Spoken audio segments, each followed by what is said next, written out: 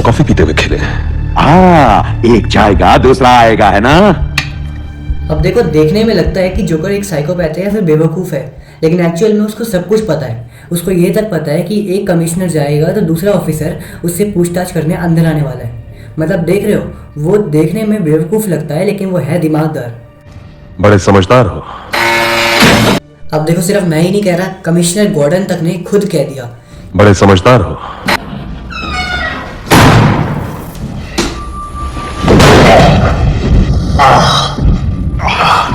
अब देखो, अगर जोकर जोकर है तो हमारा बैटमैन भी हमारा बैटमैन है। मतलब जोकर ने सब कुछ पता लगा लिया, लेकिन बैटमैन भी पूरी प्लानिंग के साथ आया था।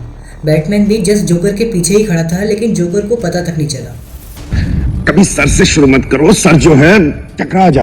अब देखो, सबसे बुरी चीज़ ये होती है कि जब भी हम नर्वस होते हैं या फिर हमें कोई प्रॉब्लम होती है तो हम नर्वसनेस में बहुत ज़्यादा बोलने लग जाते हैं, और जोकर भी यही कर रहा है। जोकर इस टाइम पर हल्का सा नर्वस हुआ, उसको लगा कि यार बैटमैन ने ये क्या कर दिया, और इसीलिए वो बैटमैन को ये रिप्रेजेंट करने के लिए कि मुझे तेरे इस मूव से अभी भी डर नहीं लगा, वो जल्दबाजी में कुछ भी बोलने लग गया। क्योंकि देखो भाई, बात एकदम सिंपल सी है तो जोकर भी इंसान, दर्द तो उसको भी होगा। कभी सर से शुरू मत करो, सर जो है टकरा जाता है, उसे अगला बार देखा। अब देखो, इस पॉइंट पे तो मुझे तुम्हें बताने की ज़रूरत भी नहीं पड़ेगी, तुम लोग खुद ही समझ गए होगे कि जोकर को कितना दर्द हुआ, लेकिन वो छुपाना चाह रहा है। लेकिन एक चीज़ देखो, जोकर को भले ही दर्द हो रहा है, लेकिन वो एक तरीके से कभी भी अपने दुश्मन के सामने रिप्रेजेंट नहीं कर रहा कि उसको दर्द हो रहा है। और ये एक सबसे इम्पॉर्टेंट लेसन है कि कभी भी अपने दुश्मन के सामने कमज़ोर मत बनना। तुम मुझसे मिलना चाहते थे, कहो क्या कहना है? मैं देखना चाहता था कि तुम क्या करोगे।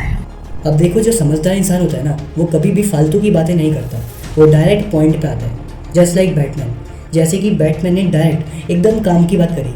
तुमने वही किया जो मैंने सोचा था, तुमने 5 लोगों को मरने दिया। अब देखो, इसे बोलते हैं एक प्रोफेशनल मैनिपुलेटर स्किल।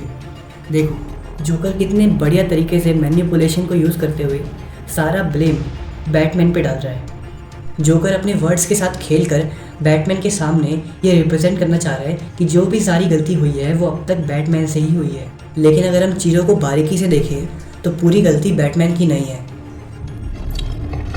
और फिर तुमने अपनी जगह डेंट को लेने दी।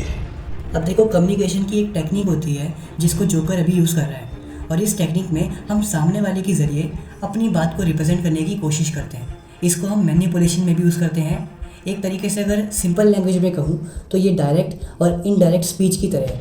हाँ, वही इंग्लिश के ग्रामर वाली। यहाँ पर जोकर बैटमैन के मन की बात अपने मुंह के ज़रिए कहना चाह रहा है, लेकिन एक्चुअल में वो पूरी बात को उस तरीके से नहीं कहेगा जो बैटमैन के मन में। वो थोड़ा बहुत फ्लेवर अपनी बात का भी इसमें लाएगा, और यही मेन मुद्दा है मैनिपुलेशन का। आई मीन, यहाँ पर जोकर पूरी तरीके से सीक्रेटली, बहुत ही चालाकी से छुपाते हुए मैनिपुलेशन का यूज़ कर रहा है। If you found this video valuable, make sure to like and subscribe. Got any questions? Drop them in the comments below. I'll be there to answer. And if you've watched till the end, type Dark Mindset in the comments to let me know you're a real one.